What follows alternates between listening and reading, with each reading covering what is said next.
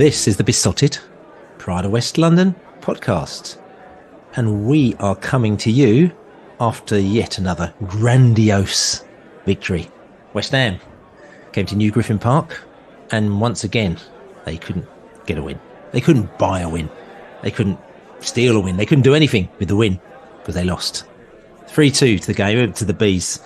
Great game as well it was. Very, very lively, New Griffin Park. We'll talk about that all a little bit later, but I'm Billy Grant and I'm sitting here in the virtual joint with my chums. I've got a glass of wine because I'm celebrating the West Ham victory, which is very nice. And I've got Laney in the house. Laney, how are you? I'm good. I'm celebrating the third win on the trot with a glass of, well, I'll have some wine in a minute. I'm having a beer at the moment. But yes, it's this winning lark is, you can't tire of it. So yeah, three on the spin, mate. Who'd have thought that a few weeks ago, eh? 3 on the spin. We've got Sherlock Holmes in the house. Sherlock, how are you? Very well, thank you. I'm not on the wine. I've got a fruity little IPA number. I'm also celebrating 3 wins on the spin. 3 West Ham home wins on the spin as well. Bless them, they really thought they'd done it this time. They really thought they'd done it, but they just didn't have enough. So, happy days. Indeed, happiness all around. And we got Ali Mullalley in the place. Ali, how are you? Yeah, I'm very well. I'm toasting what was an incredibly boring game. God, we played such boring football on Saturday to grind out that result. But we got the result, didn't we? It was awful brand of football we played on Saturday. Good at what we do, though, are we? Apparently. Yeah, very good. Good at what we do. Very boring. Yeah, Ali, to be fair, I saw you hopping around on Saturday. And just to explain, Ali's been she's been in one of those motorised wheelchairs. We see, she's one of those people that sort of knocks you over down the high street. You know what I'm saying? Yeah, that's right. Sort of Benidorm and all that kind of malarkey, So yeah, Ali's that. But all of a sudden, she's very happy because she got off her motorised scooter and she's hopping around with a walking stick. Yeah, with my crutches. I was waving my crutches at you. I'm sort of like, I'm taking them to Liverpool, sort of like, so I can get first in the taxi queue for the pub. So just beat everybody else out of the way. Yeah, okay, that's the way forward, as they say. But anyway, so listen, we've got loads on the show today. Actually, what have we got on the show today? We've got JB. He's got his facts and his funk. Plenty of decent facts and funk there as well. We've also got, we're going to listen to the fans after the West Ham game because they're very, very happy. Also, we've got the Gowler and the Bees breakdown crew as well, just giving us the lowdown on the West Ham game and looking forward to the Liverpool match. And also, I've got a little chat with Neil from the Anfield Wrap, the very famous big podcast from Liverpool, Anfield Wrap. Neil's going to have a little chin wag with myself, and we're going to talk about the up and coming Liverpool game. But anyway, just coming back to things in the house, actually, because there's been lots going on. We thought, we talk about Brentford a lot, but we just thought, let's just take a little bit of an eye. Let's take a little bit of a broader eye and look what's happening in the Premier League. And we are sort of quite a few games in the Premier League now as well. We're actually 10 games plus 1 in the Premier League. So we're actually 11 games in. And I don't know if you know, but there's a little stat that says basically a close look at, there's a survey in 2019, it highlighted how stable the league sort of stays after 10 match weeks. Okay. So researchers found that 77% of the statistical variance in the final league standings were explained by match week 10.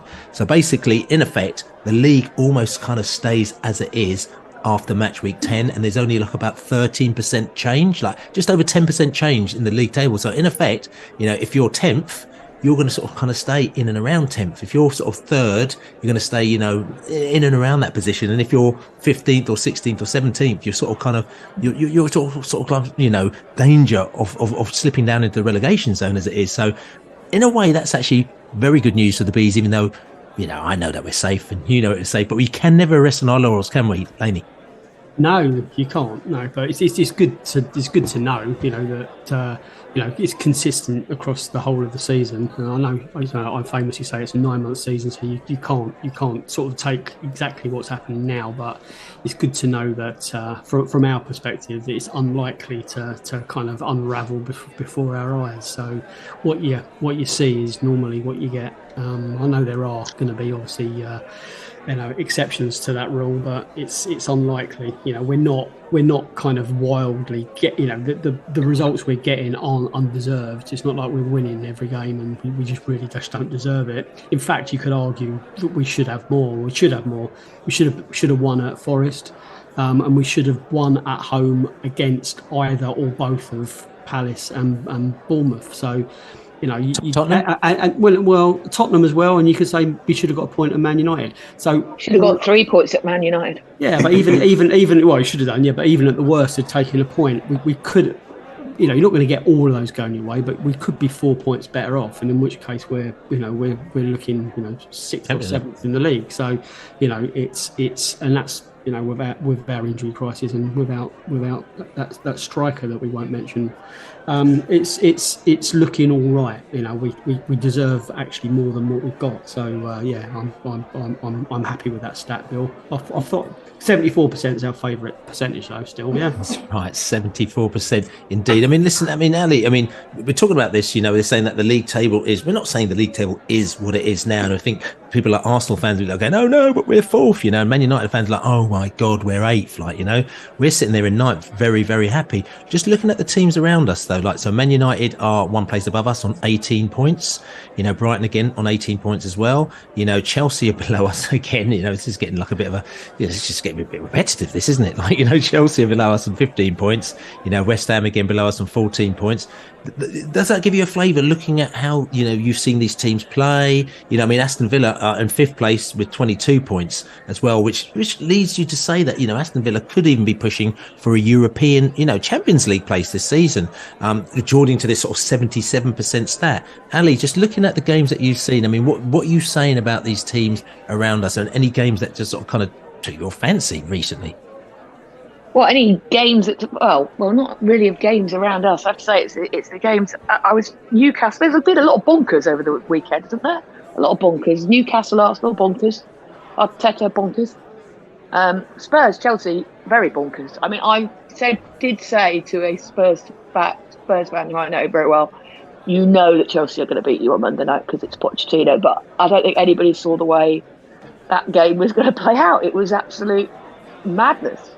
And I think for all that Chelsea won 4-1, I think it showed up how poor they are going forward, in that they had played against 9 men for half an hour and couldn't work out, for the love of God, how to beat how to score against 9 men. And I would say that Postecoglou took a calculated gamble playing that high line. That Chelsea are so poor in front of goal, and they almost nicked it. Son almost got an equaliser at 2-1, and then it would have been, it's genius. So. I think Chelsea are mid-table at best. I think Man United watched them again last night against Copenhagen. They look shambolic. I think that result at Old Trafford annoys me more and more every time I see them play.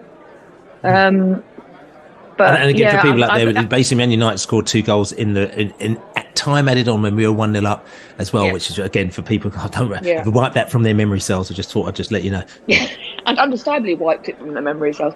But there's teams in and around us that in the normal way of things you wouldn't expect to be in and around us. You would expect Chelsea, Man United to be further up the table than they are. I think Brighton is struggling a bit, and Newcastle are struggling a bit with having to play in Europe. With playing in Europe, I think that's affected both of them. So that brings them down towards the middle of the table a bit more. But I think they'll probably kick on a bit. I think we're quite happy jogging along in 9th. I'm more than happy with that. Yeah, and again, listen, this isn't set in stone at all, but at the moment now they're sort of probably talking about anywhere between sort of 9th and 13th place probably for the Bees at the back end of the season, if we continue doing what we're doing at the moment now, which is probably not a bad place to be considering how many injuries we've got. And Ali, you can reel off how many. You just, again, listen, because some people may not know. We talk about, we got injuries, but I know, some people coming up to us and says, so what injuries have you got? So Ali, you just reel off the injuries that we do have. No pressure. No pressure on me to remember them all now. Yeah, you remember them. Me's just come back, hasn't he? Mia's just about fit. So there's Damsgaard, De Silva, Baptiste, Lewis Potter, Sharda, Flecken we're not sure about. Good, can't really count him, I suppose. Rico, who else? And does Ivan Toney count as an injury? Hickey. Yeah. Well, Toney counts as a suspension. Everybody's banging on after Monday now about... I've said Sharda, about Romero and Udogie being suspended for Spurs. That's for 3 games. One's for 1 game, one's for 3 games. Like Tony's out until 16th of January. So, and I think at one point we could have fielded a whole 11 of injured players.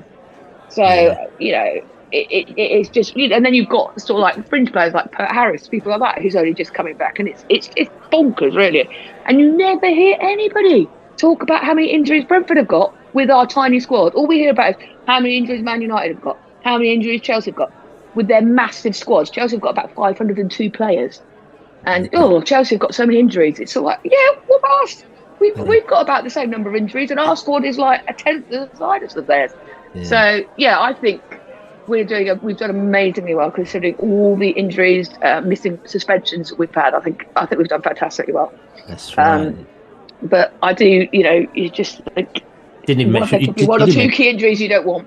Yeah, you did mention Did you mention Baptiste as well? I did mention Baptiste. Yes, you did. I think you've done very well.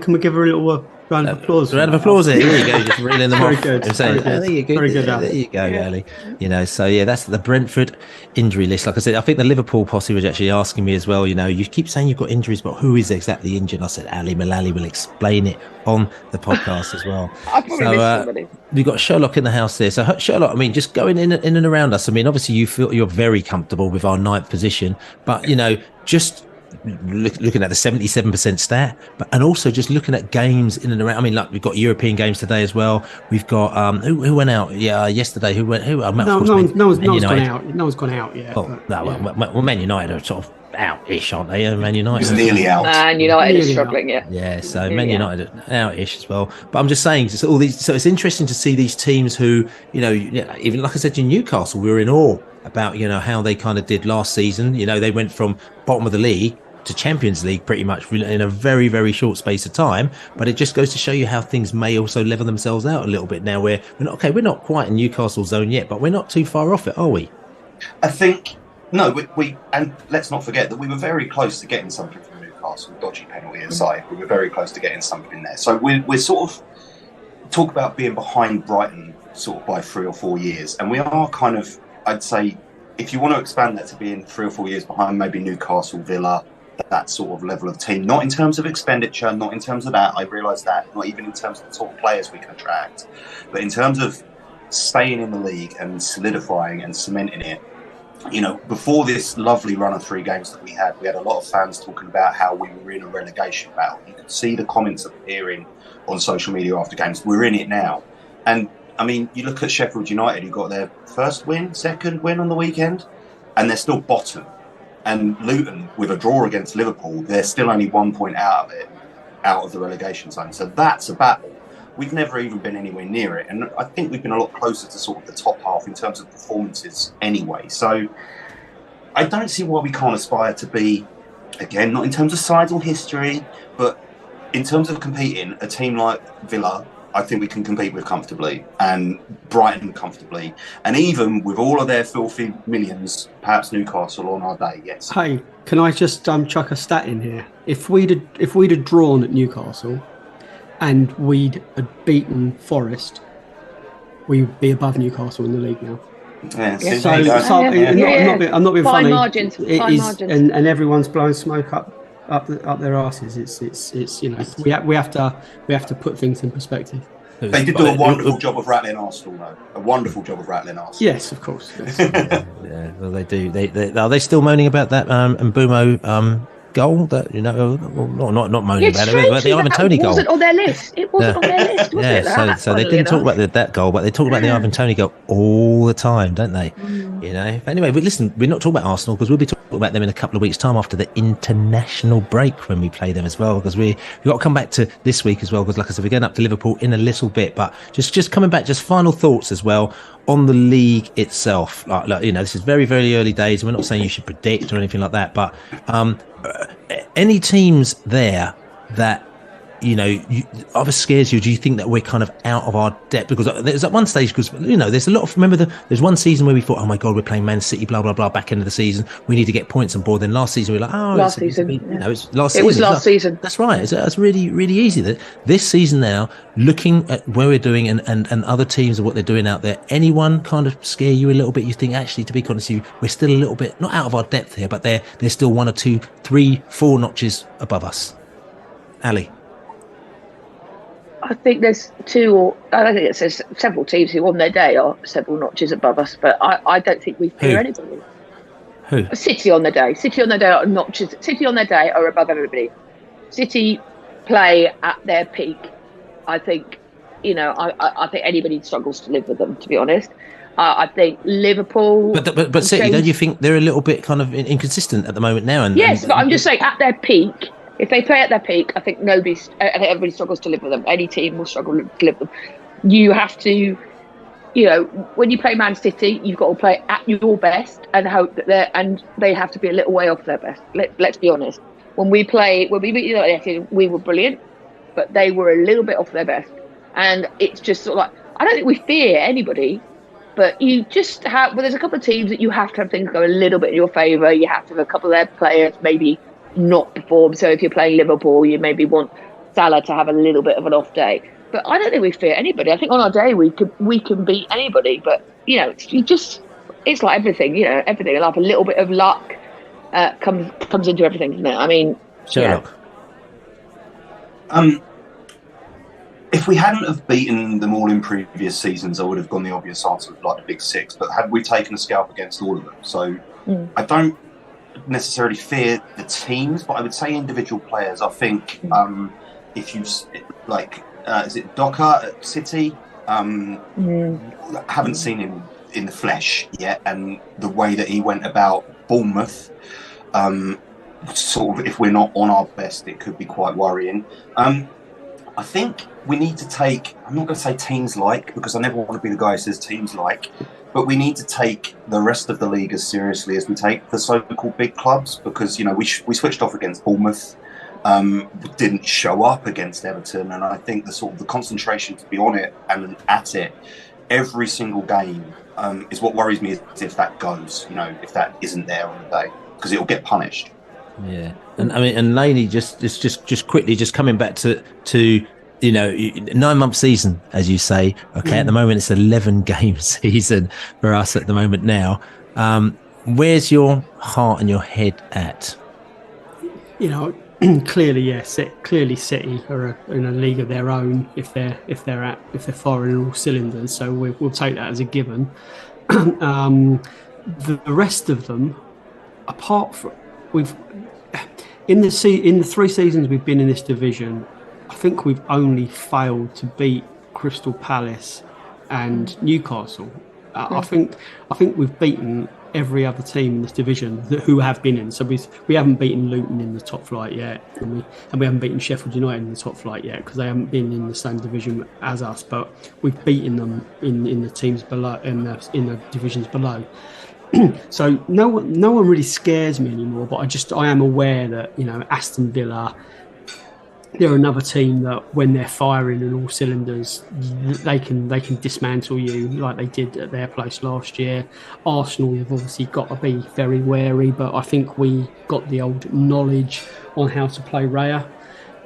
We need to press them as hard as we possibly can and don't let their forwards spin and run into space. Raya can't play against us though, can he? Oh no, can he not? Well, no. Well, I think he could have done in the. I think he could have done in the Caribou Cup game. He can't in the league though, can he? Because he's on loan. Yeah. Okay, fair enough. So, well, I'll take that back then, obviously. But no one really scares me. But I just, it's a bit of a cliche that anyone can beat you on any given Saturday because there is that much quality in this division. But I still back ourselves now that we're a little bit more organised and we've got a few more players coming back and we can bring the likes of me on for the last sort of 10 minutes and he shore things up. And what a cameo that was. I know we're going to talk about the West Ham game in a minute, but we've got so many players that can contribute so much, and him coming on just underpins kind of a few of the frailties elsewhere. We're still light in a few areas, but going back to the question, no one really scares me. I think it's a fairly average league this year, bar probably 5. Yeah, so I mean, and for me, I'll just say briefly as well. It's interesting. We played Tottenham first game of the season. We were really disappointed we didn't get all 3 points from that. And then looking back on it, it actually looks like quite a good result in retrospect, even though we probably should have got all 3 points for there as well. But what I'm saying is, I actually think that Man City to me still aren't like the team that they were maybe 2 or 3 seasons ago, where you was just like, listen, it's a done deal. It's an absolute done deal with them. And I think, teams are taking points off teams that they shouldn't be taking points off, including us, who are taking points of teams that we shouldn't be taking points off. If you listen to Neil, we're going to talk later, he's talking about, Brentford, the team's fair playing Brentford because they're just like a really hard team to play against, and there's other teams, he even talked about Luton with a lot of respect, saying, at the end of the day, they play in a particular way. And if you don't, if you've got your guard down, they'll take points off you. So I like that idea that, at the end of the day, it's not a done deal with, with the Man Cities and all these other teams as well. And I actually reckon there'll be a bit of an upset this year. And I think that Tottenham are looking all right. To be fair, they bought some decent players, and as much as I hate him, Maddison really annoys me, but he's doing the business for them. He's a good player, stuff like that. And also Liverpool, we'll see how it goes, because if they get points off of us, get full points off of us, I think that may motor them. I'm hoping it doesn't happen, to be quite honest with you, just for our sake. But I think Liverpool could be there as well. And so I think it could be a little bit more of an open league. But anyway, we could discuss this probably more after 20 matches, actually. I'm saying. So it'll be like sort of like the 73%, or probably sort of 82%, probably like that the league table is going to stay exactly as it is. But tell you what we're going to do, though. I've got a glass of wine here. I know you lot got a glass of wine. There's a few fruity IPAs flying around. We're going to go have a little drink. We're going to come back and we're going to talk about West Ham. So there you go, West Ham. Coming out of New Griffin Park. 5th time we've played them. It's just actually the 6th, but we don't mention the 6th one because it doesn't count. We actually lost that one, but we don't tell anyone about that because it was in the Cup, and the Cup we don't do very well in at the moment now. So the Cup we just put to the side. And so we played West Ham 5 times, or 5 times in the league, in the Premier League. And we have won every single time so far. So as we said, Thomas Frank 5. David Moyes 0, and you can see Moyes was not happy at all. You see, he felt very uncomfortable being out-tucked by the Frank 5 times in a row. It was a game. The result was fabulous, but it didn't quite look like it was going to be going the way it should be at half-time in particular, did it, Ali? No, we started off so well, didn't we? Neil getting his goal, which was fantastic, because his little face, he was so happy, and everybody was so happy, and it was a great moment for him, even if Frank's original shot was absolutely shocking. But it was a great moment. It felt really good. And then we just, I don't know, it was a combination of them being very good for 10 minutes and us switching off for 10 mintes, and they scored 2 goals, and in fair play to Kudus, that was a great goal, although I think he had a bit too much space to do it. And it just felt like, I don't know, I went and got to half time, are we going to come back from this? And then maybe we can get a draw. But, the boys came out, and they came out really firing in the second half. And we rode our luck a little bit, West Ham could have gone 3-1 up. Antonio did a fantastic piece of defending for us, taking the ball off Saeed when he just had a tap in. But, yeah, I thought we were brilliant second half. And I think we fully deserved to come back and win that game. And there were some really good performances all over the pitch. I think Norgard was back to his... Well, for me, I think other people disagree, but for me, he had back to his very best. I mean, it's got to the point with Jensen now where, he's so good, you almost don't notice he's so good anymore because you're so used to it. And I thought Brian was fantastic again. And Nathan Collins is starting to look like the player that we all knew that we bought. So, and I have to say, big up to Strahowska for coming in at half-time. It's really difficult for a goalie to come into a game, halfway through a game or at any point in a game. And what a performance in the second half by him with the ball at his feet. I thought it was fantastic. So, brilliant. It was great. I thought it was, fantastic second half performance. Good first half performance, bar 10 minutes where, we just let them get on top of us a bit. And, really, really happy with the way it went. Very, very happy. Tell you something, you're happy. We're going to go to the fans in the stands and in the pub after the game because they were very, very happy. Let's hear what they had to say straight after the match. Oh, fantastic. What a good game. It was a really good Premiership match. We went 1 up, they equalised, they went ahead, we went ahead, we won it, and West Ham will be very, very sore tonight. They will be very disappointed, but we had a really good game. Collins at the back was monumental. He just led the line all the way through. Changing keeper at half-time as well, disrupted everything, but we hung in there. We won. We came back and edged a very tight game, but you've got to say, when it comes to commitment, and overall quality, we just had the edge. The Collins, amazing. Janelt, amazing. Norgard, standard, amazing. But every one of those players played brilliantly today. Worked their way through a difficult period when we were under the cosh for a little bit, but yeah, great result. Come on, you bees. The way we came back was fantastic. It's a really exciting game of football. I mean, both teams really added to it. You know, both going for it. I just really enjoyed that game. I've got to say, Nathan Collins was absolutely superb. You can see why we spent 20-odd million on him. He was fantastic. I have to say, my favourite moment that I'm going to look forward to was Jensen's filthy nutmeg in the bottom right-hand corner. Oh, it was disgusting. And then his ball in for Collins. Oh my God. Incredible, isn't it? Collins, absolutely unbelievable header. Great to see me on the ball. Great to see him back. I mean, every time he got it, superb. What a cracking day. I did fear the worst. I thought Lady Luck was going to shine the other way, but as it turned out, we came out on top. Up the bees. Up the bees, up the bees. I thought it was really good.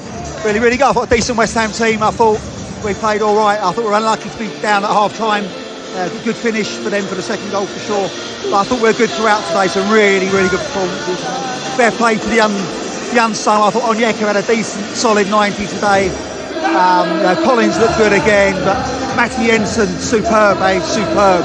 75 minutes, controlled that game. Good finishing. Not quite sure how the old Gillam gave the second goal to Janelt when it was clearly an own goal from a challenge from Collins, but that's a good result. 3 wins in a row, bring it on. Not being funny, they had 10 minutes in the game and they scored 2 goals. You know, if you look at the whole game, those are the 10 minutes they had.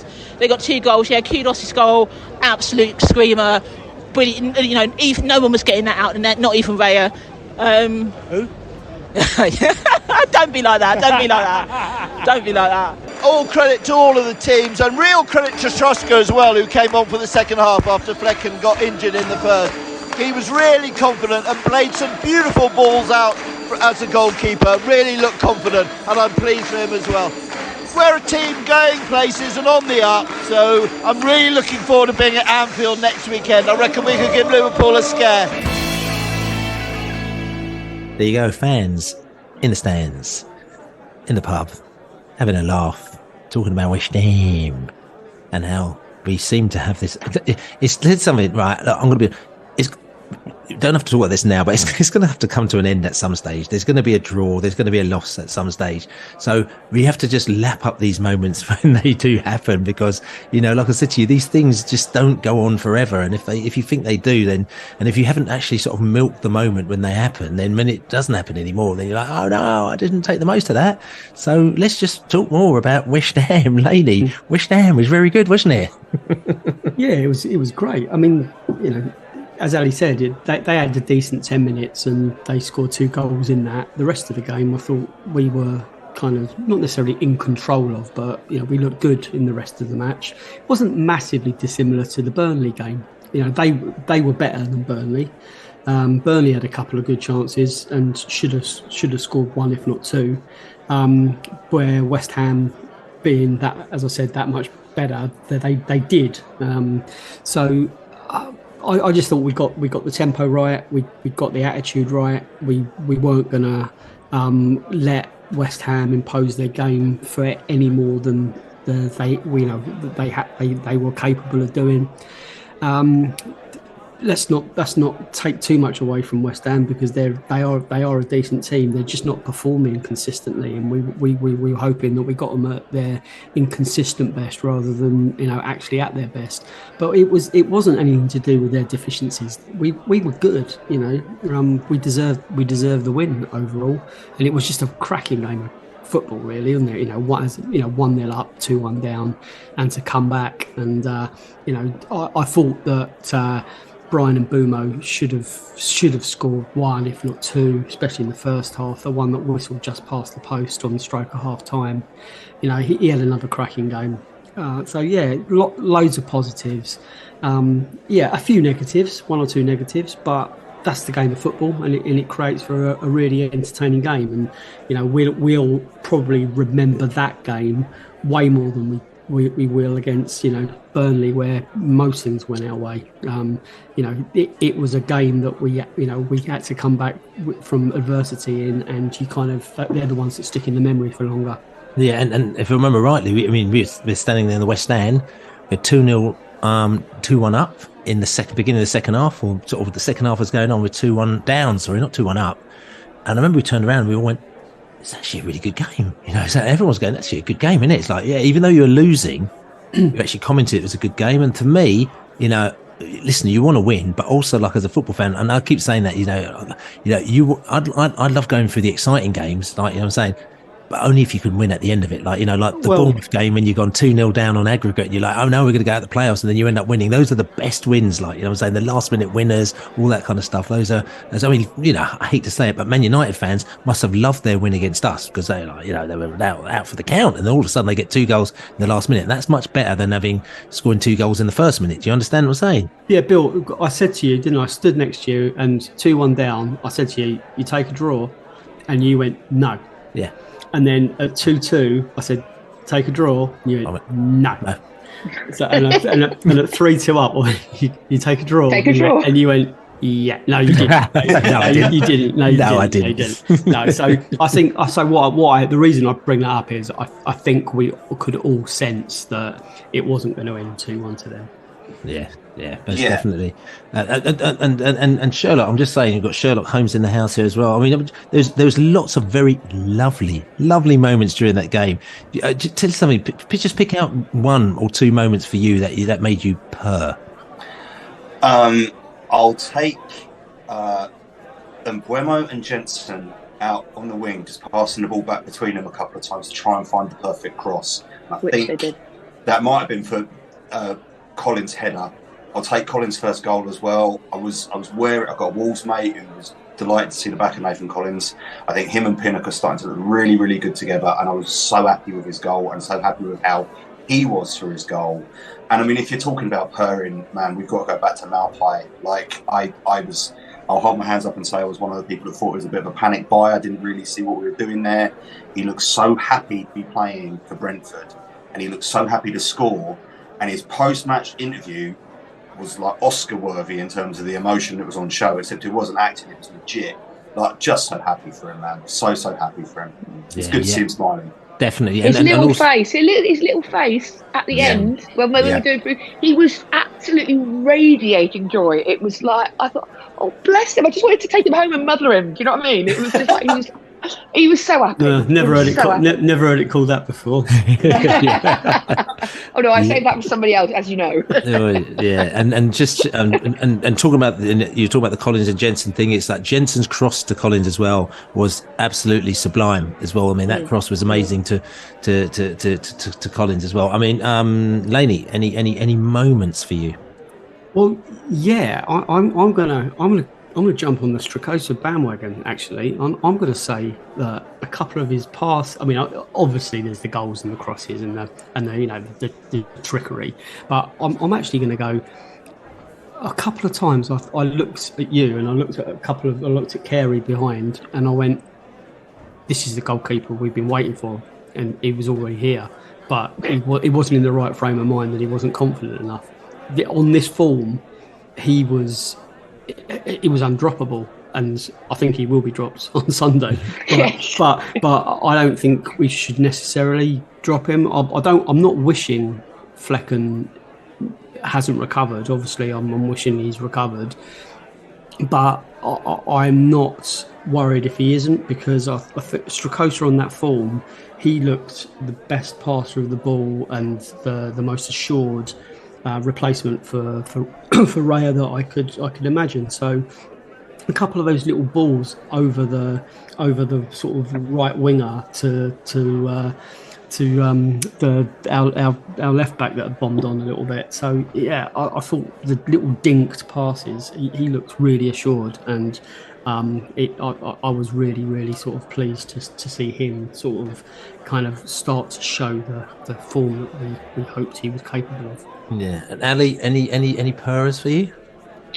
Oh, there were loads, but I think there was. I think it was just great at the end when Me came on.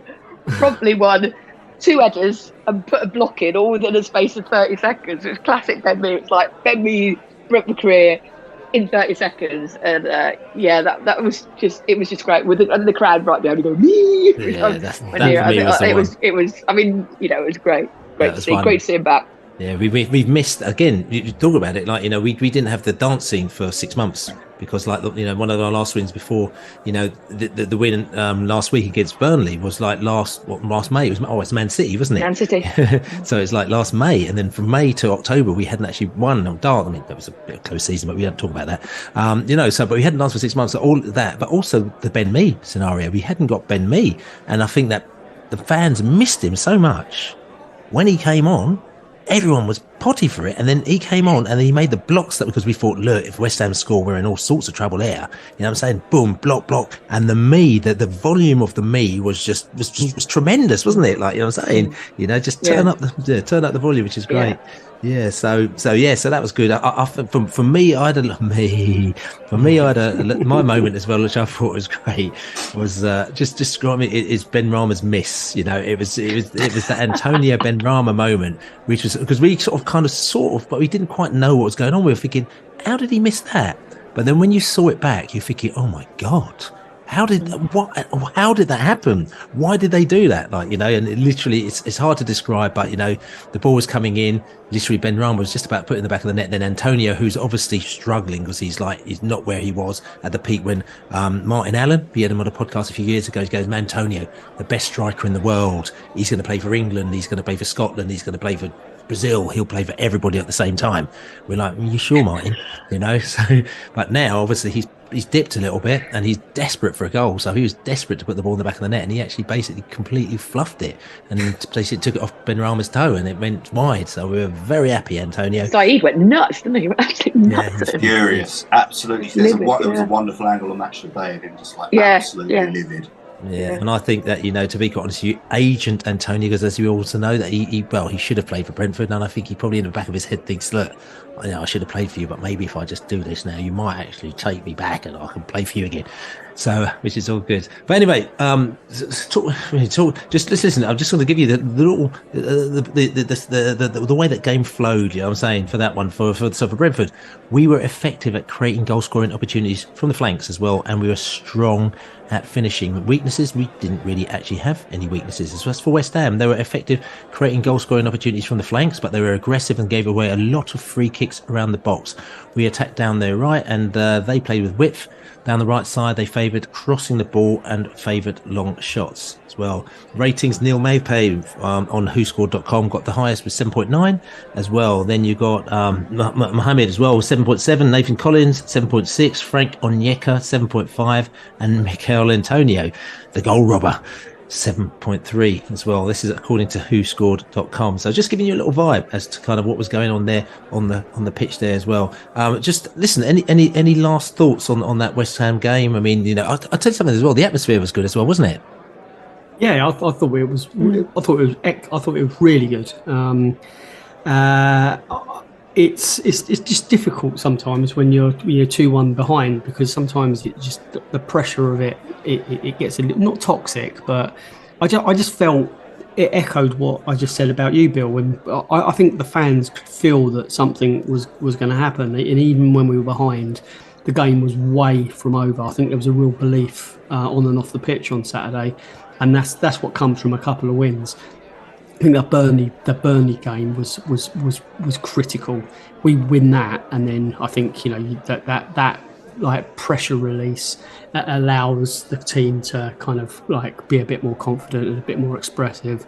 And again, the fans get just a little bit more comfortable when things don't go their way. They don't get on the players' back. They actually think that they're capable of doing something over the 90. Yeah. I think two things that struck me was sort of like we were kicking towards the East Stand second half, and it's quite unusual for the West Stand to get so potty for it when we're kicking towards the East Stand second half. But I think the beer for 30p a pint might have had something to do with that. There's a few. I mean, we didn't get there early. I mean, I had a game in the morning, so I didn't get there literally till the kickoff again. But you got to pre-order it, Bill. Yeah, I heard a few people were quite potty for the beer at X pence a pint.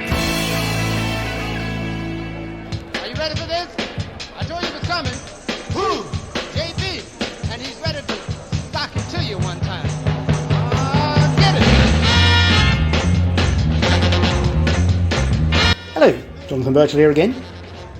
Past performance is no indication of future returns. It seems that that's not a phrase that applies to Brentford when playing Chelsea at Stamford Bridge in the Premier League, nor when we play West Ham, home or away, as it was another true-to-form result, ending in another 3 points on Saturday. And maybe it wasn't looking so certain at half-time, as it was the first time this season in the league that we got into the break losing. In his time in charge, Thomas has had to give 6 previous team talks at 2-1 down at the break, with 3 ending in wins and 3 defeats. The last one in a home game was when Blackburn visited Griffin Park in 2019, and we turned that around to win 5-2 against the side with David Raya in goal. Neil Maupay scored his first goal in his second spell, in front of the West Stand. His last, in his first time with us, was in a 3-0 win over Preston, also in 2019, in front of the Ealing Road fans, 1,644 days ago. For the first time this season, we added an own goal to our score sheet. We've had a couple of these in each of our Premier League seasons so far, although we have a few more to go to beat the 7 our opponents scored for us in the 1954-55 season, when own goals were our 4th highest scorer of the season. We saw Thomas Trzoska replace the injured Mark Flecken at half-time. It was back in 2012 that we last had 2 keepers, having 45 minutes each, when Simon Moore left the bench to replace Richard Lee at half-time in a 4-0 win over Carlisle. But our first ever sub-goalkeeper was Gordon Phillips in 1970 in a game at Crewe, in an era when we could have just 1 sub. He wasn't there as starting goalkeeper Chick Brodie had a niggling injury, nor that manager Frank Blunstone had a premonition that he would need a sub-keeper. Rather that we were in the midst of an injury crisis, and Phillips was one of just only 12 fit players we had at the time. Although 2 keepers may have helped to keep the score down, as we lost the game 5-3, Gordon remained as an unused sub. And just coming back to talking about the West End, I'll just give you a few little JB facts and figures and stats on that one as well. 80% of the league games at the G-Tech, as we call it, we attack the West End in the second half. So basically 80% we attack towards our end in the second half. But this season, it's only been 50%, so 50-50. And we've actually won 49% of the games the usual way round. So it's attacking towards the West End, and just 35% the wrong way.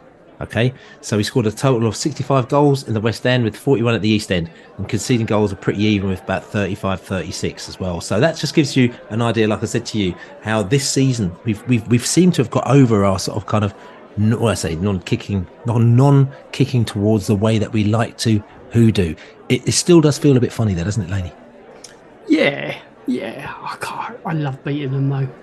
I look to the games at the Taxpayers Stadium, and just the fact when they've been goading us and giving it large, and then we've beaten them twice, and just seeing them slink out, and I love beating West Ham. I love beating all the London clubs. Yeah, but didn't you feel nervous when we were kicking the wrong? I mean, because I don't know. I only realised sort of not like really. 20 minutes No, in. not really. No, I'm quite superstitious, but that doesn't actually it doesn't bother me that much. No. I think we just have to agree that Norgard is rubbish at winning the toss, isn't he? You know, it's only happened since Norgard's been regularly captain in the team. If it's Tony, if it's Pontus, we seem to be all right. Norgard comes along and seems to lose the toss every other game. It's Jensen's fault, though. Jensen's fault, yeah. That's right. Well, Sadiq's Khan's fault, actually, but we won't we won't go there. You know what I'm saying? You know, so that's a bit of an in joke, but some people will get it and some people won't. But we shall move on immediately. Let's just blame somebody for everything, all of the world. But we shall move on. Let's look. Tell you something. We've had JB giving us some facts and funks, but also we're going to go over to the US. We're going to go to the Gowler. The Bees Breakdown Posse. They're going to give us a bit of a lowdown, the statistical and the tactical lowdown on the West Ham game, and also they're going to look forward to the Manchester United game. Liverpool. Listen, he's going to look forward to the Manchester United game, and also he might talk about Liverpool as well. They're both playing red, Bill. You're right. Hey, this is Jacob Gowler with Bees Breakdown. Here to do a quick West Ham review and then talk a little bit about the Liverpool match. So West Ham created 1.8 XG to Brentford's 1.6, but 0.96 of West Ham's XG was from hitting the post and then that tap in for their second goal. West Ham did allow Brentford to hold possession. The Bees ended with 58% possession, and West Ham created some chances from transitional moments, but really struggled to take advantage of them. Otherwise, Brentford did well, keeping West Ham in wide areas. Strakosha didn't even face a shot on target in the second half. I thought that their 4-4-2 led them to having trouble stopping Brentford's build-up. They tried to make some adjustments, but they never could really sort it out, which partly was from Brentford being able to build up in a variety of ways. I thought that Brentford did really well with their positioning to allow them to consistently win those second balls. In fact, Norgard is second in the Premier League for loose ball recoveries with 84. I also thought that Jensen had an outstanding game with 7 shot grading actions, 4 passes into the penalty area, and he connected on 10 out of 13 long passes. All right, now for that Liverpool preview. So they're third in the Premier League table. They've created the most XG with 24.8, but part of that is due to having the most shots with 196. And they have one of the lowest shots on target percentage and longest average shot distance, which statistically Brentford is one of the best teams in the Premier League for forcing long shots and low XG chances. So you may see Liverpool end up with a high amount of XG, but it might be those low percentage shots. And Liverpool are a very pass-heavy team. They've recorded the most key passes and progressive passes in the league, and they average 58.5% possession, and they've only let in 10 goals, which is the 4th lowest in the Premier League. They also have the 4th lowest PPDA, which means that we really should expect that high press from them. They also lead the Premier League in loose ball recoveries, as Klopp loves to counter-press, so the Bees will most likely resort to using those long balls in order to prevent them from winning back possession deep in Brentford's half. Liverpool also has the 2nd highest aerial duel win percentage at 58.1%, which is another thing to watch as Brentford try to take advantage of set plays that has really given Liverpool trouble in the past. So there you go, the Gowler. The Gowler in the house. Bees breakdown. Talking about Manchester United. No, he wasn't. He was talking about Liverpool there as well. He wanted to talk about Man United because Man United, and Liverpool. Yeah, you had to correct him, didn't you, Bill? They had a thing going on. They've got a thing going on. But at the end of the day, listen, he's shifted off Man United. He's gone on to Liverpool, and we know exactly what's going down in Liverpool. But more importantly, West Ham. Go and check him out on Beesotted.com. He's got his articles, the Bees breakdown articles. They're brilliant. A tactical lowdown, statistical lowdown of basically the game on a blow-by-blow basis. Photographs, diagrams, pointy fingers, all sorts of malarkey going on there. Really, really good. And yes, the Gowler is in the house. Hold on, Bill. Did you read the comment on Facebook? Apparently, that we might as well put all of those Bees breakdowns together in a book and hand it out to the opposition coaches. But apparently, by doing that, we're giving away all the Brentford secrets. Okay, we're giving away our secrets. So basically, all the other teams do not have anybody that watches our team at all. They just sort of sit down there and they all turn up on a Saturday. No, don't. And they all read random Facebook pages. That's right. I'm amazed we're not bottom of the intel. That's it. Yeah. They pick names out of the hat and anybody. Apparently, they got no stats of their own. They just look at that article. That's it. They haven't got a team of analysts and video replays. They haven't got any other information apart from the Gowler. No, the Gowler. But they're saying that as well. I mean, I noticed as well, and I didn't notice until it popped up on one of my feeds. Even the official club site's got their own Gowler, so I've seen they've done their own Bees breakdown with. They've got some statistical guy, and he's done exactly the same thing. No, that's out of order on the club website. Well, you know what? They might as well put it all in together in a book and just hand it out to the. They might as well just do that, mightn't they? I'll tell you something, they might as well tell Thomas Frank to go down to the opposition and actually kind of like get his PowerPoint out and his whiteboard and sit in front of the opposition team and tell them exactly what they need, actually, because he knows exactly what they need, doesn't he? Yeah, and Brian Mbeumo, he's rubbish as well, isn't he? That's right. Anyway, listen, we should move on from this sarcasm here, because sarcasm is not funny, okay, no, Laney? Lowest form of wit. Yeah, it's the lowest form of, yes. I mean, it is funny. Yeah. So listen, we have finished talking about Manchester United, okay, and we're thinking about talking about Liverpool at some stage. We played West Ham before we played Burnley, and we've had Miss Middlesbrough that we talked about a few weeks beforehand. Right, it's all getting very wine-shaped here in the virtual joint. We're going to go away, have a glass of water, because I think that will probably clear things up for everyone. We're going to come back and we're going to talk about the we're going to talk about the Liverpool game. Liverpool. I love going to Liverpool. I love Liverpool fans. I love just laughs going up to Liverpool and playing Liverpool, because pretty much every game that we played against Liverpool, there's been something happened. I mean, up there we haven't done so well, but down at New Griffin Park, oh my God, the 2 games that were down there, they're just absolutely fantastic. One of them, the 3-3 game, that was great, and then beating them was on a next level last season. But we're going up there. We got the first taster up there, up in Liverpool, and so we're going to have to go up there and we're going to hold our ground against Liverpool, who are doing pretty well this season, doing much better this season at this stage than they were doing last season, when they were a little bit all over the place, to be quite honest with you. So it's not going to be nearly as easy at this stage, but at the end of the day, as we know, anything can happen. I'm looking forward to going up to Liverpool. I'm on a there and back at this time. I'm not staying overnight like I normally do. I cancelled the 75 hotels that I normally book up in Liverpool because no one wanted to take any of them off me. But just to let you know, if you go to any away games, I always book about 75 hotels. So I've always got hotels free. So contact us if you need a hotel at any stage. But we're going up on a day or back, and I'm very, very much looking forward to it. Looking forward to looking up with the Anfield Wrap crew, who we will be chatting to in a little bit.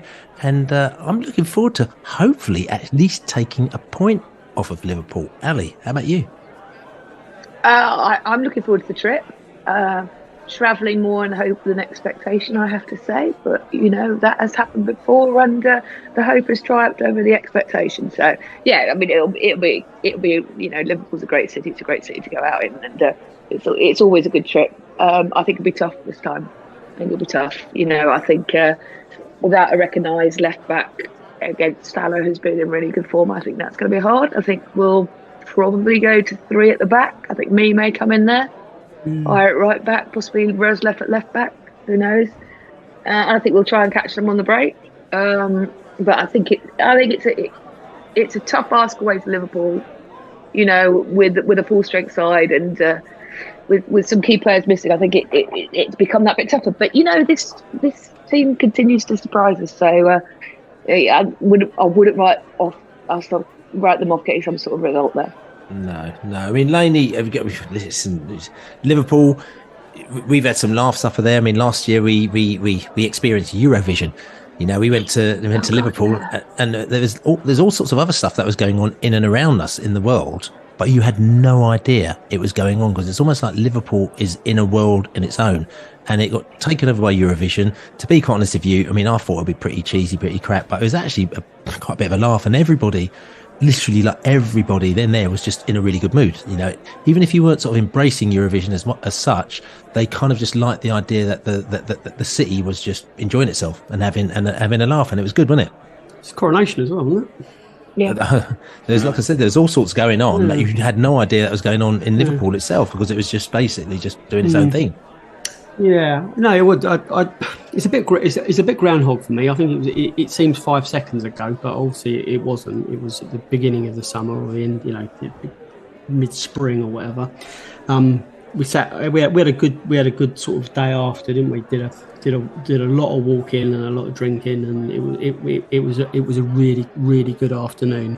I do enjoy going up to Merseyside. It's the steeped in football tradition and history, and going to Anfield is always a little bit special. We do own one there. I'm not sure it's going to happen this weekend though, as Ali said. Having Hickey out and Rico out, and we're plugging gaps in both fullback positions really. And you need to be at your best up there. I'm not dreading going up there thinking, my God, we could really get turned over. Well, of course we could. I think we'll do all right, but I think they're going to be a bit too strong for us. Yeah, and listen, I mean, we've talked about it a little bit. I'm going to come to you, the Sherlock, afterwards. We talked to Neil from the Anfield Wrap, because I had a little chat with him a little bit earlier today. And he's very happy at the time, in fact, but he's probably not as happy now, because obviously I made a little joke on the Anfield Wrap podcast, and I talked about it's no time to lose, and look, playing words on Toulouse. Fortunately, I think they've lost to Toulouse now, so I'm thinking, oh no, it's probably not the best time to drop that joke. But saying that, they're third in the league at the moment now, and they're playing Brentford, and they know that they need to get a result against us. So let's listen to have a little chat with Neil. Listen to the chat that I had with Neil a little bit early on today, talking about Brentford and Liverpool. So a big game at the weekend, going up to Liverpool. It's on a Sunday. I don't think it's on the box. I think it's because Liverpool are European. Well, they're not quite European champions, but they're playing out in Europe as well. So they need an extra day's rest to get over their jet lag from coming from sort of France or wherever they're playing. I've got no idea where they're playing. But anyway, we got in the studio here, Neil from the Anfield Wrap. Neil, how you doing? Very well indeed. It's Toulouse. We're in Toulouse. All right, you better not to lose, mate. Well, that's the thing. It's the jokes just write themselves when you play to lose. So you should always play to win.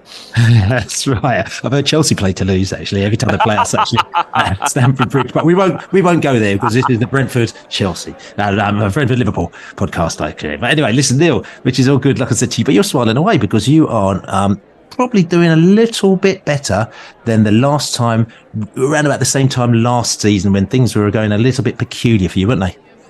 Yeah.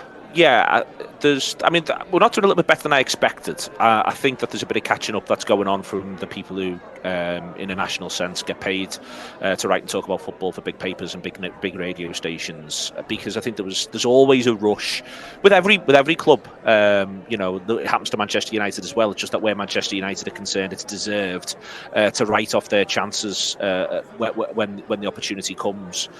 What we start the season with is, I feel like we've got the best goalkeeper in the league and we've got the best attack in the league.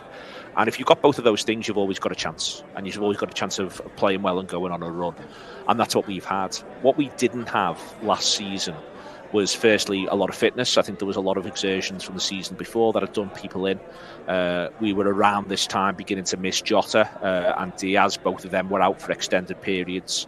But what we also had was a midfield that all of a sudden really looked its age. The season before, Liverpool had gone all the way in the league and the Champions League and had won the domestic cup double. But I think those exertions, and also the adrenaline that those exertions actually gave the older players, led to Liverpool running a couple of them one season too many and taking them a few games too far. And so last season, I think it's fair to say legs fell off. But I think the other thing that happened as well was hope disappeared. This is very, very, big club privileged, but the year before, Liverpool had tried to win every trophy that it was possible to win. And by the time Liverpool got to October last season, it was clear Liverpool probably weren't going to win a thing. And I think that really demoralised a lot of Liverpool's players. And in loads of ways, that's not acceptable. Your players should always be at 100%. But I think it's understandable from a human point of view. And I think that made legs that were already feeling heavy feel even heavier. I think it made every story feel like a hard luck story. And I think that Liverpool players were beginning to look for excuses. It was all a bit too hard. That changes when we get to about the March, April of last season. We go 2-0 down at home to Arsenal and we're dreadful. And it was at Anfield. And Anfield, the players and the Liverpool side just almost decided enough was enough, that we weren't going to stand for this anymore and everyone was going to get a lot better quickly. And by a lot better quickly, I mean in about 15 minutes. We turned that round to a 2-2. The whole place is a fairness. And since then, since literally that moment, we've only lost one league game. As odd as that might seem, given the fact that we don't finish in the top four at the end of that season, we've only lost one league game, and the performances are, broadly speaking, being in line with a side that can expect to get around 80-85 points. Not quite nailed onto the 90 marker yet that we've been in the past, but something changed and something gave. And then the next thing that happens is another raft of transfers. Some of the older players have left, who were toiling a little bit in the middle of the park. Some younger lads have come in and they've settled in relatively quickly. And the one thing there's been is no more excuses, and the manager's got no more excuses, and the manager doesn't want any excuses. Liverpool have been very, very, very focused in the start of the campaign. I think they've believed since pre-season that they're capable of a great deal. And so we sit here now 3 points off City. Obviously a tough game at the weekend coming against Brentford, but with genuine optimism that this is a season that Liverpool can lift some silverware. And I would argue, as I said before, can break 80 points, can maybe break 85 points. And if they can break 90 points, then they can genuine interest in this title by next May. Yeah, interesting. So, I mean, just going back to last season so quickly. So, the marks out of 10 that you give last season, I'm just interested because obviously it didn't quite go to plan. But to me, it sounds like it was a bit of a transition season for you. Yeah, I think it was a little bit, but I don't think that everyone knew that. I think that Liverpool have been trying to do evolution, not revolution. And I think it gets to the end of last season and they need to actually do revolution. So they evolved the attack. Diaz had come in the January of 2022. Nunez comes in the July of 2022, and then in the December/January of 22 turn into 23, Gakpo comes in, and this is now a whole new attack with Jota and Salah. Jota relatively new signed in the summer of 2020, and obviously Salah being here since 17. Mane and Firmino now both left. Origi left. Minamino left. Those footballers have moved on, and Liverpool were doing something new and different. So I think that was a transition that was taking place, and it was happening. But I think Liverpool had the idea they would do a bit of a staggered midfield thing over the course of this summer, and then fade that and do that sort of stuff. But given ultimately that Jordan Henderson wanted to go, and that Fabinho, the offer made by the Saudi Arabian club was given the age of the player and the performances he put in for the previous 12 months, and the fact that he looked shattered, frankly, I think Liverpool felt they couldn't leave that money on the table, so they did it. And from there, then that's led to that being a much more drastic process. So you'd give last season 5 out of 10 because, let's be clear about this: Liverpool still come 5th. They still play some good football. They beat Man United 7-0. Mm-hmm. All the way through the season, it's like pockmarked. We beat Man City at home. It's pockmarked with odd results this season, where Liverpool play actually ever so well, and there's a bit of a raging against the dying of the light. But there's only really consistent results in the last 10 league games of the season. Before that point, well, there were consistent results in January and February. They were consistently bad, but they were consistent. But by the end of the season, there's only consistently positive results, April and May. So you give it sort of 4 or 5 out of 10. You wouldn't want to give it a 1 or a 2 because that's not getting any European football at all and being dreadful and awful to watch. That's when we were managed by Roy Hodgson. This was, but it still wasn't good. And it is now much better. Yeah, so obviously the start of the season, you're much happier. 3rd place, you are behind Spurs and behind Manchester City, of course, like I'm saying. And like I said to you, it's interesting because you said that you haven't lost in 10 home games, I think you said. 10 games, 10 league matches, was it, that you said that you haven't lost in? However, you almost lost recently, Luton Town. It was like you was on the edge, weren't you? Just talk to me about that. Yeah, we've only lost the one game. The one game we have lost is the one against Tottenham, which comes with its own set of circumstances and story. Luton, we don't play very well, but we create a ton of opportunities, through the game. We're never that fluent, but they frustrate us, and they play well, and they've got their plan, and they execute it pretty well. But we have repeated opportunities to go 1-0 up, and we don't take them, and you get punished. Last season, when we were poor, we were wilting. We weren't creating very much, and we go 1-0 down, and you felt it was never going to come back. It was different against Luton. It was more one of them. They happen to every team every now and again, where it's not quite the keeper did get man of the match, but it's not quite the idea that the keeper's pulling off worldie after worldie, but you're just not putting the ball into the back of the net when the opportunities are presenting themselves. And then at some point, because a well-coached team, which is what I think Luton are, a well-drilled team will find a way to punish it if you're not careful. But even then, we still managed to get the late equaliser to get it back to 1-1. And I've done this in seasons gone by where you're trying to win a title and draws feel like defeats. That one didn't, because of the experience of last season where daft points, difficult games became almost embarrassing non-events. That didn't. It felt like it's still a bit of a positive marker point, and obviously it's helped by virtue of the fact that Diaz scores the equaliser, given everything that's going on in his personal life. So that also mitigated against the blow a little bit. Don't get me wrong. An hour after full time, I was furious and raging and felt as though they needed to be better. But as the times passed, it feels like, and listen, the proof of the pudding's a lot of it's in this game on Sunday. If Liverpool drop points again, then that draw against Luton will feel like more of a blow. But last season Man City win the league and they dropped points in 2 games against the sides that finish in the bottom 10 home and away. Only 2 games. But they do drop points in 2. And you can't create a football world for yourself where you can't draw against a well-organised side on their ground who've got a really clear plan when you have a bit of an off day in front of goal. Like, if you decide that that's an unacceptable occurrence in football, then stop going to football, frankly, because you're just giving yourself a path of misery. So Liverpool have got to be able to take the positives from that. There were positives to take from it, even though they don't play particularly well.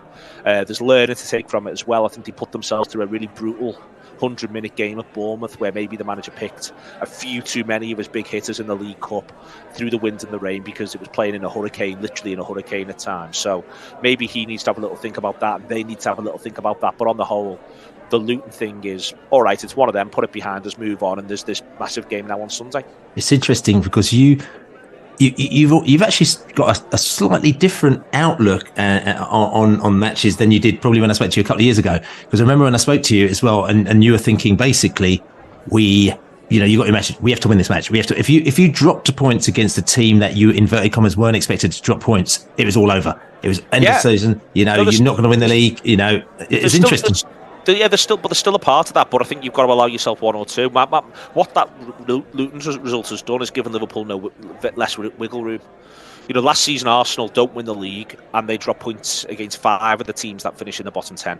City do win the league, they drop points against 2 of the teams that finish in the bottom 10. My point here is that you can't now drop points against, let's just say, more than 3. So we've used one of our 3.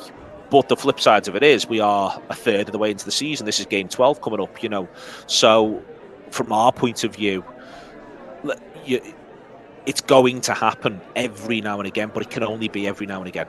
And so it's, it puts more pressure on Sunday, and it puts more pressure on, we come back after the international break, we play City, but then the next 3 games, Fulham, Sheffield United and Crystal Palace, 2 of those are away. And we need 9 points, because all 3 of them will finish in the bottom half. Fulham will finish 15th or lower. They're not a good side at the minute, Fulham, I don't think. I think they've gone a year too long. Palace, whilst difficult at Selhurst Park, are a tough side in a couple of ways, and they've got a few good players, but they're not they shouldn't be seen as an impossible team to face. And Sheffield United, who, by the way, Manchester City go to Bramall Lane earlier this season, and it needs a Rodri 87th minute winner to make it 2-1. It will not be easy. It won't be a walk in the park. But what the result against Luton means is that, well, there's no hiding places in those 3 games. It's got to be 9 points if you want to be able to do what you want to do. You get a couple of these, but you can't start having 6 or 7 of them, because if you do, you're not going to win anything. Yeah, you spoke a little bit earlier as well. You're very excited about, the evolution of your side, as you say, the players coming through. You've got the older players going out, new players coming through. Who's exciting you? Just give us 1 or 2 players that are actually exciting you. Szoboszlai's obviously really, really good, and he looks like he's been playing for Liverpool. He looks like he's got 200 games for Liverpool, not 20. He's full of poise, and sometimes you sign a player and they just look immediately like they belong. And that's Szoboszlai, and he doesn't look like he belongs playing at Anfield. It looks like he belongs playing at the very highest level of club football. Straight away, effectively almost from day one, he's looked like he just belongs. So he's remarkably exciting, and I think that there's still a lot more to come from McAllister, but he has shown in patches what he's about. Now, we haven't got him Sunday, he's suspended. He's got 5 yellow cards, which, by the way, we're going to see more and more of in the next sort of 3 or 4 weeks, because the referees have been unbelievably yellow card happy this season. So a number of players are going to start missing out here and there on a 5-card suspension. It's McAllister's turn. He's the first one for Liverpool so far this season, so he's not going to be available for this one against Brentford, and it is a bit of a shame. Yeah, just turning to the Brentford game. Obviously, Bees, you listen. We chat, probably once every 2 or 3 weeks. I was on the Anfield. I'm going to be on the Anfield Wrap this week as well. I'm probably on the Anfield Wrap about once every 3 weeks, and I do very, very much enjoy it. But your knowledge of the Bees is very, very high. You watch football. You're a football person.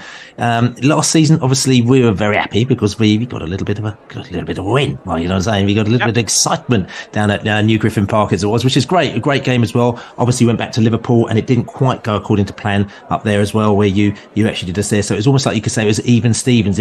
Although even if you want to sort of take it on aggregate, I think maybe we might have actually comfortably, which is all good. But tell us something. Just talk to me about Brentford quickly, and the things, the players that may kind of concern you. I say, considering we've got loads of injuries, by the way. Yeah. I think first and foremost, I think that you get to see with Brentford. For me, there's 2 things. I think Brentford have got a brilliant underlying structure in terms of how they play and what the manager expects, and the understanding that players have got.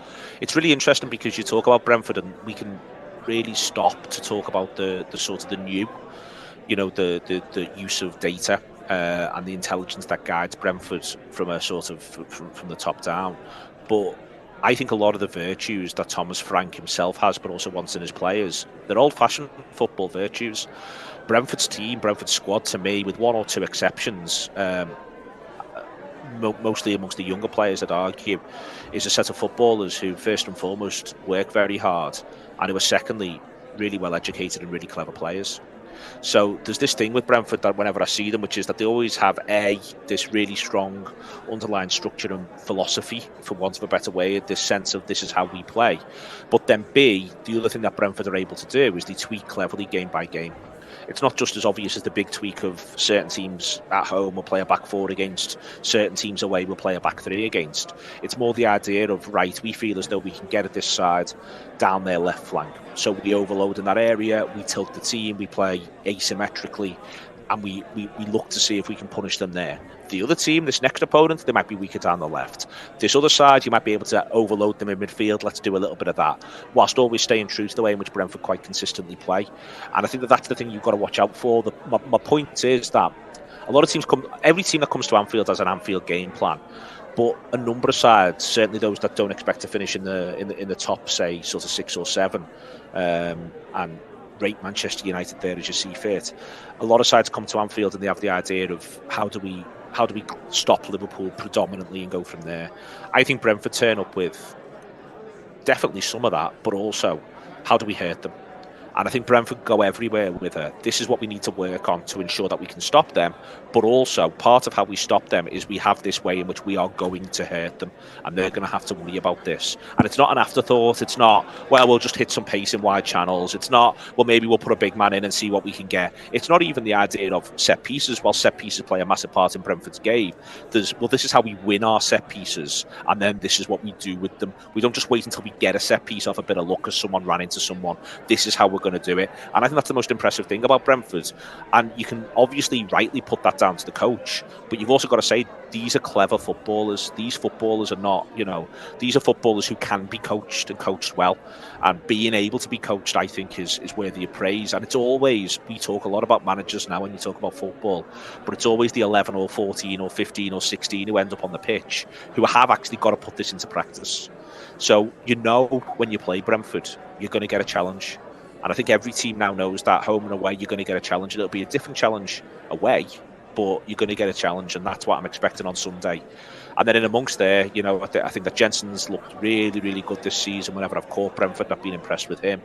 I think that I'm intrigued to see the direction of travel that Aya ends up on, because I feel as though he's just a teeny little bit inconsistent, but when he hits the heights, I think he looks like an absolute top quality central defender who can play really progressive football and reads the game well and can pass forward he punches it through the lines, which I think is pretty cool and pretty impressive.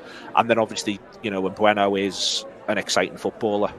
I think he's one who, again, a lot of his movement sort of belies his years. I think he's got pace, and you can talk about the pace, but loads of players have got pace, and Bueno is really, really cunning with it. He knows, he works out where the weaknesses are, I think, and obviously he's coached in that, but he's doing that as well, I think, in real time on the pitch. You get to watch him, look at little areas, see if is there something there, will there be something there. He goes, he backs himself and he backs his teammates. So I think those are the players who I'm intrigued to see. That's not sort of missing anyone out because I'm talking them down. I think Pinnock is a really good player, but Pinnock's sort of Pinnock. He's not going to become a different footballer overnight. He's not on a trajectory or anything like that. He's just going to keep doing what he does really, really well. Whereas I think those players are intriguing ones and are ones that you've got to see develop playing Premier League football last couple of seasons. Yeah, so listen, big game Saturday, you said, or Sunday, the nerves, because you're saying, look, the Luton has put the pressure on Liverpool in this game. Right, so the pressure's there. So hopefully, and I'm not saying this disrespectfully, but your fans are going to be as quiet as they were last year, because the roar wasn't quite as loud. And maybe it's because it's Brentford coming, and it's not quite the same as Man United or as Manchester City. Well, no, there's obviously an element to that, and there's always an element to that, and I think that's worth remembering. But last season, that game we were beginning to sort of turn the league form around to an extent then, but that was a pretty demoralised Liverpool. We were sitting sixth in the table. again, supporters go through the same thing. You have expectations before a season starts, and then you realise they're not going to be met, and everyone's got to, at some point, realign what those expectations are with the new reality. I think it'll be interesting on Sunday, the atmosphere. I think it won't be, it won't be a full roar in Anfield, to be clear, for 90 minutes. Which is good for us. It's good for you, but I think it will be one where, if Anfield needs to get involved, it will. Whereas I think last season that was sort of not the case. I think this season Anfield can be. Bournemouth was a really good example of it.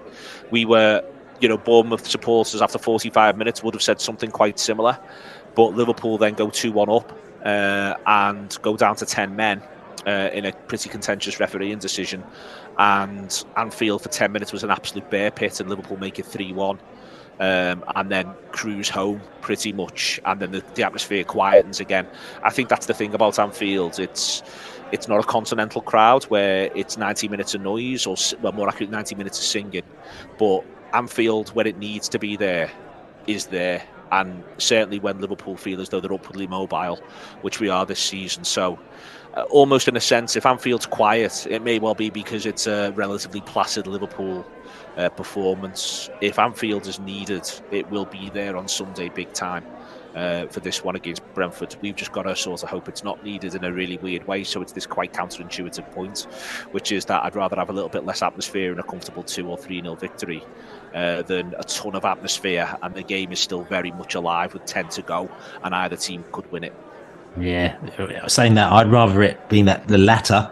If we win, win at the end of the day. Exactly, yeah. That's right. So I'm not going to ask you for a score prediction, because at the end of the day, I know that you want Liverpool to win, so I could probably say 2-0 to Liverpool for you. Yeah. You know what I'm saying? But you're obviously thinking things are going to go the right way for you. Yeah, I think it will. I think Liverpool will win by 2 clear goals. I think that's just sort of where we are at the minute, but I don't expect it to be easy. I expect it to be quite attritional. I don't think it'll be a great game.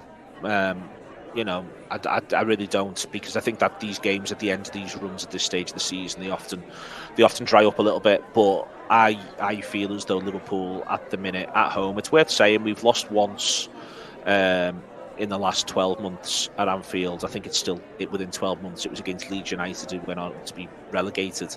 But if you go all the way back to the start of the 2017-18 season, in front of humans, this is in front of a crowd, Liverpool have only lost once, which is that game against Leeds United.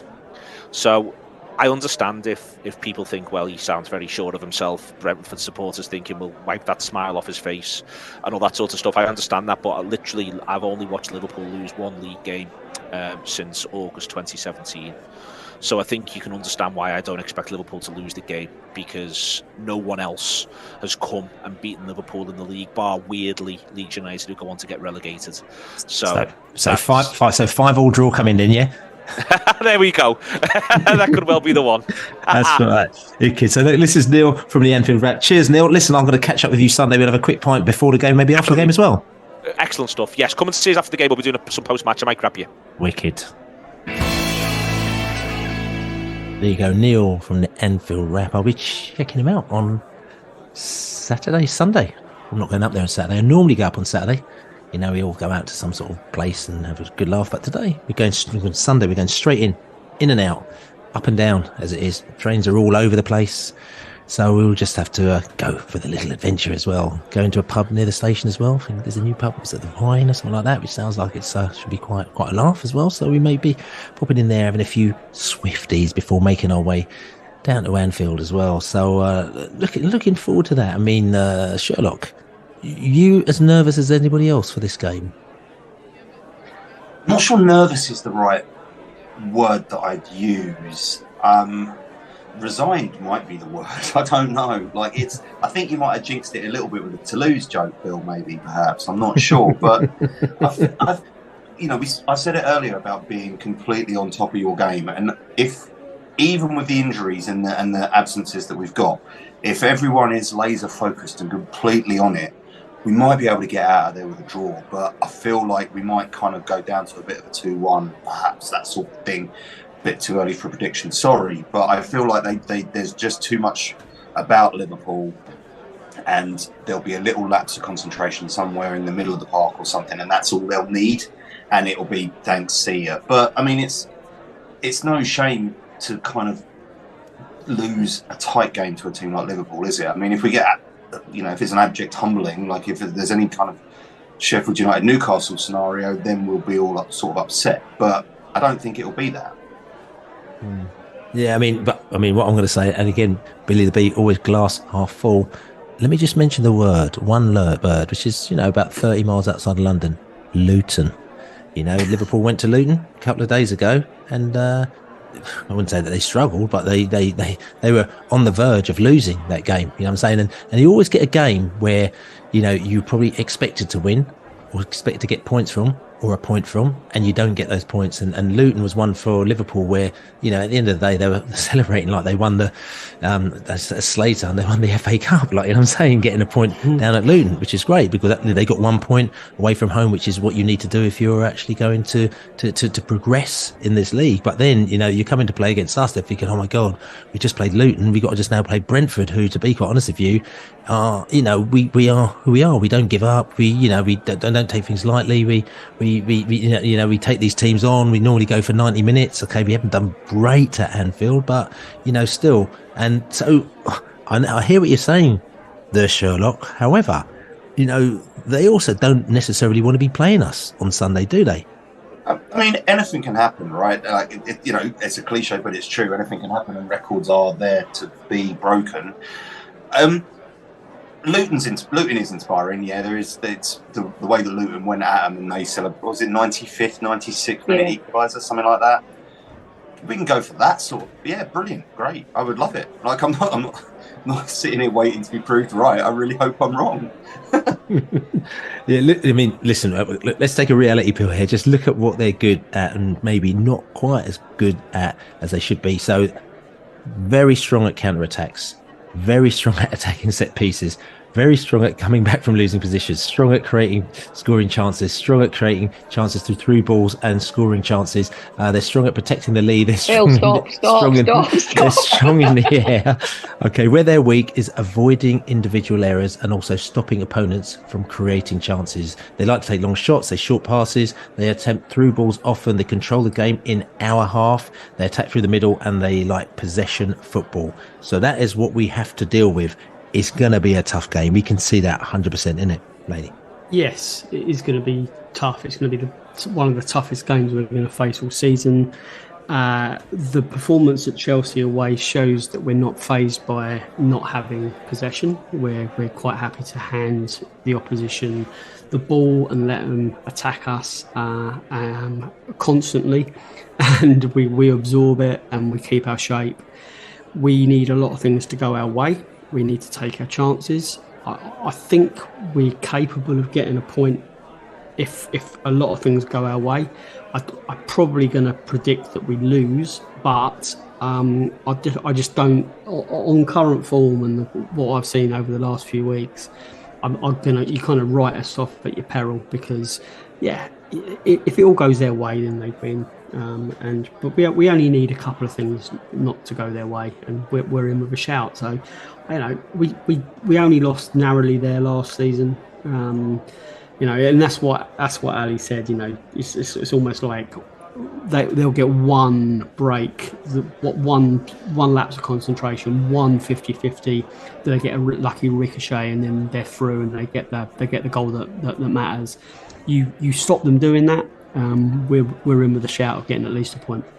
Yes, indeed. Yeah. So, listen, I'm looking forward to going up there. Like I said to you, up on the train. I'm looking forward to seeing Anthony, Liverpool fan, Jermaine, Liverpool fan as well, Charlie, Liverpool fan there as well, was going up there and checking out them characters as well. Obviously, the Bees fans were there in full effect, sold out relegation yet again. We actually probably got it right, as opposed to Nottingham Forest. We sold it out. We're going, oh no, actually we found some tickets underneath the couch. Oh no, we've really fluffed it. But we actually sold out Liverpool it's Tuesday, Sunday 2:00 kickoff, which is good. So hopefully we'll be able to sort of raise the atmosphere a little bit, because as we know, Sunday kickoffs can be a little bit strange on the atmosphere front. But hopefully, like I said to you, if we're going up there early on the train, we have a few little beers, we just get the vibe going, as they say. So look, just going around the table, I want to ask you for a score prediction. I'm going to start with Sherlock Holmes.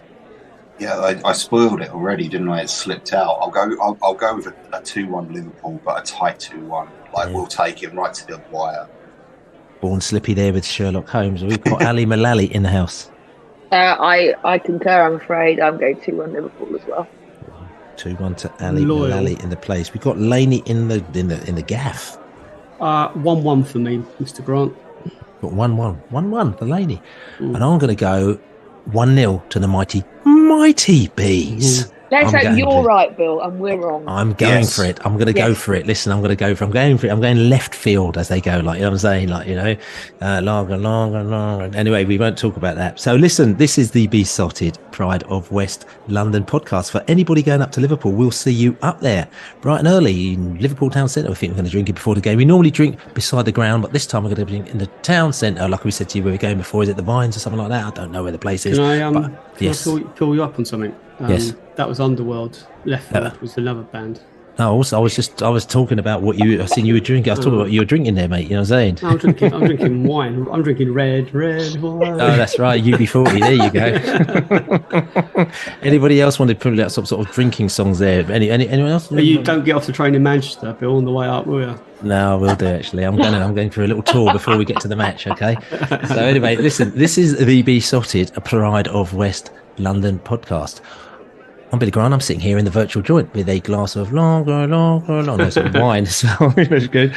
Don't forget to buy us a beer. Beesotted.com/beer. Don't forget to also subscribe to us and on all good podcast channels, and also write us a lovely review. And it goes up in the charts apparently, and it gets all over the place, which is all good. Like I said to you, I'm Billy in the house, and I've got Laney. Good afternoon. We've got Sherlock Holmes. Up the bees. We've got Ali Mullalley. Looking forward to being able to see the whole pitch on Sunday. That's right, and we also listen. There's me, Billy Grant, in the house here, and I'm looking forward to it. I'm looking forward to go to Liverpool, see my Liverpool chums up there. We've got the Anfield Wrap. Don't forget to check out the Anfield Wrap this week. I'm on the Anfield Wrap as well. Check it out, and I'll have a little chat with them as well as we go into what do we say? Come on, you bees. You bees. Ferry across the Mersey, eh? No. We'll see about that. No interest. You bees. Come on.